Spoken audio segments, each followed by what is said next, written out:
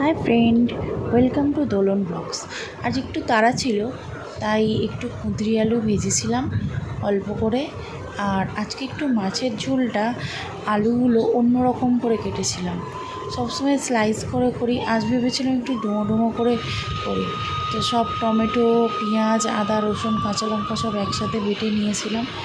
তারপর আমরা তো গুঁড়ো লঙ্কা খাই না, ওই জন্য রঙ হওয়ার জন্য একটু কাশ্মীরি লঙ্কা গুঁড়ো দিয়েছিলাম, আর কাঁচা লঙ্কা তো ওর সাথে বাটাই ছিল। তো দিয়ে কষিয়ে ভালো করে মাছের ঝোল করে নিয়েছিলাম। সাধারণত স্লাইস করে কেটে দেখতে ভালো লাগে, আজকেও ডুমো করে কেটেও মাছের ঝোলটা দেখতে কিন্তু খুব সুন্দর হয়েছিল দেখতে। আর দেখে খাওয়াটাও কিন্তু খুব সুন্দর লাগে। তাই জন্য ডুমো ডুমো করে আলু কেটেও ভাবলাম যে একটু করি, তাতে মাছের ঝোলটা দেখতেও সুন্দর হবে। সবসময় তো একই করি, তোমরা সবাই ট্রাই করো, খুব সুন্দর খেতে।